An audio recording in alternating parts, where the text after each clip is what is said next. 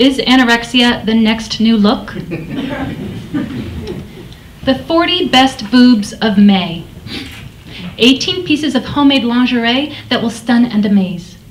Swallow his cum until he says, I do. Do you have big boobs? Here's what to do. Do you have cankles? Your friends say yes. Does your vagina smell? Take the test. Think you know your vagina? Think again. The grapefruit blowjob, how to keep your man. Editor's pick, how to play dumb to catch a date. Tapeworms, how I lost the weight. Don't tell about the roofie or no one will love you again. 28 of the best pancake recipes on the web. 15 things not to say to a feminist. Lonely and old, try cryogenics. Great headlines. Oh, the world. So the next couple of pieces I'm going to read are from a series that I am working on, and I don't usually do that. I usually like to read things that are complete.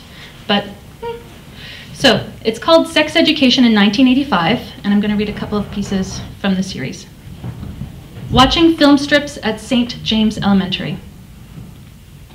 The tail of the tape slapped round and round until Sister Marguerite pinched it between forefinger and thumb and slid it through the projector's big O. Not sex flickered on the basement wall. Nothing about condoms or tampons, God forbid. Just an old white man clacking layers of a pink plastic uterus saying, babies are made when God decrees. Pregnancy is punishment. The pushing, the ripping, and blood. The gaggle of nuns tittering at the board agreed, yes, yes, and STDs and menstruation. The sin of Eve. Women. Hell vixens, all of us, whether we felt it or not, laced with the devil's scent. Tables of girls, hair and faces slick from basement air. Some girls wearing rosaries, some fast asleep. Some other girls, hands raised, pick me, my brother has something called wet dreams. Some scared girls sitting perfectly upright, about to weep, hands clasped in prayer. Suddenly aware of the press of the hard plastic seat through our tights and skirts, that place, the sweat, the heat, always there, we hadn't quite noticed it before. Suddenly, a self-conscious throb. Had it always been throbbing? Had it always been gripping, releasing, mound of unknown secrets? Talking dirty in the second floor laboratory. I want to write a love poem for the smell of girls. Sighing, wispy, fragrant girls, headbands, braces, fruit juice, breath, sweaty, but not yet old enough for deodorant, changing after gym. For the training bras and untucked white uniform blouses, fingers adjusting straps, squealing, I'm already growing out of it. Playtex, maiden form. My mom's a 36C. I want to write a love poem for girls looking in mirrors, wondering when their grown-up bodies will arrive like grown-up teeth, suddenly overnight. For the tiny nubbins on their chest to swell up like water balloons. For the non-stop stream of words, a cornucopia of words, an all-you-can-eat buffet of dirty words. Penis. Don't say penis, you nerd. Say prick. Cock, dick, schlong, rod, sausage, peanut, stick, vagina, cunt, pussy, taco, gash. For the simple mechanics, the man puts his penis there, pointing to the fold of a girl's blue and white skirt. There's your pee hole, and your baby hole, and your butthole. The woman gets wet, the man gets hard. Hard? Hard how? For the non-stop evaluation of the nuns. Do they wear their habits in bed? Are they ever naked? Do they masturbate even though they say it's wrong? Because, you know, they'll never have sex their whole lives. Did they have sex before becoming nuns? Did it hurt? Did it bleed? Is that why they became nuns? Or were they not good at it? Did the man laugh? Was it bad? Maybe you become a nun if you never fall in love. They're so ugly, I bet they never got Valentines from any of the boys. Did no one want them? I want to write a love poem for fingers running through hair to get the tangles out, putting blue and white barrettes back into their proper places. And for the lipstick, one brave and risky girl fishes out, and with all of us watching, shows how to scallop and redden her lips into a lusty sexual madness. And for the other girl, you know the one, the helper girl, who quietly fetches squares of toilet paper. And for the dabbing, the smacking, lastly, the lips wiped perfectly clean before we all head out into the nun-filled hallway, the bathroom littered with bright red kisses. The last one I'm going to read from that series is just called 1985. The year of training bras.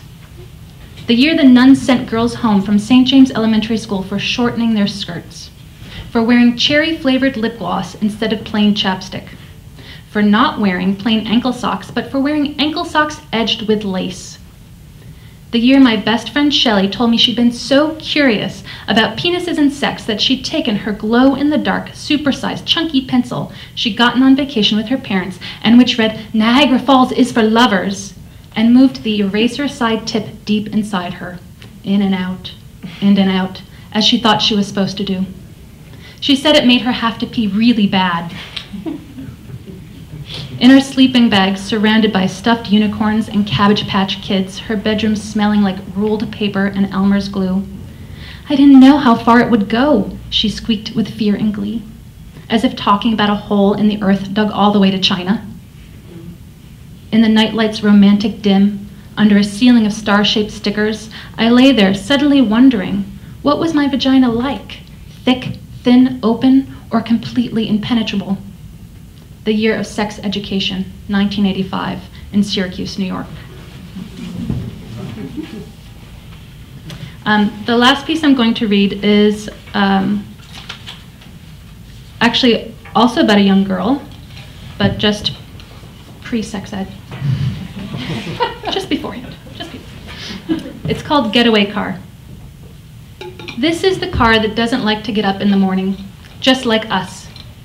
I am 9, and my mother and I waited until dark, parked in this strip mall, and now we're twisting and turning quick, drawing loops, completing our imaginary stunt course, pretending to drag race against invisible opponents like Smokey and the Bandit, like girl versions of Bo and Luke Duke and the Dukes of Hazzard. And I'm wearing my brand new Catholic school shoes, navy Mary Janes with big buckles and thick rubber soles and small punctures that fan out into a flower design. They smell of fresh leather and rubber, just like the car. My mother has practiced these car tricks in any and every car she could get a hold of. Her brother's car.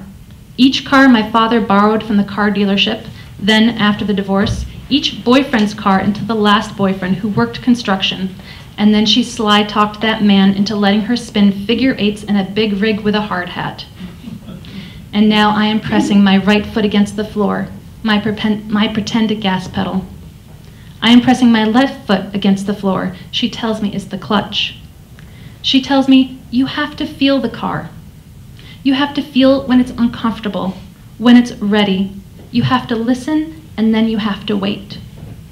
And I can hear the car hurting, and the engine starts to give out, the gears growl, and the car is almost weeping, and that's when we press the clutch. That's when we shove the stick shift into another gear. The night slips in.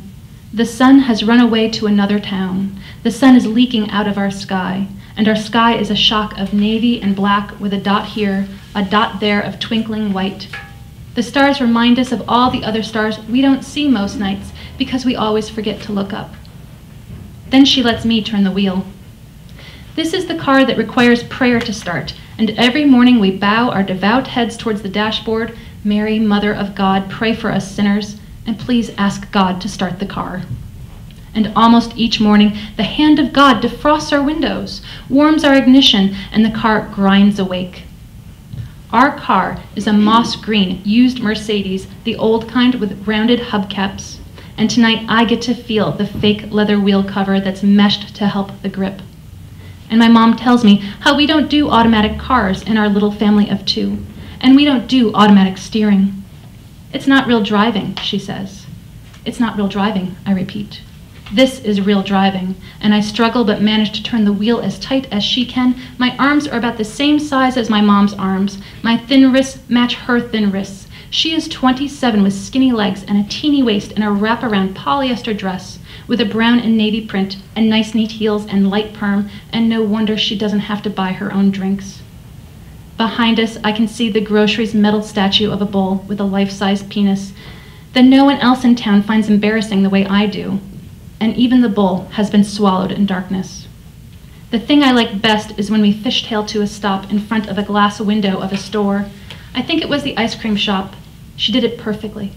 And tonight, when I sleep, I will have that dream in which I steal her car, or Grandma's van, or my uncle's pickup, and sit on a stack of yellow pages in my nightgown and speed around town as fast as I can, making all the turns sharp and perfect. Wow.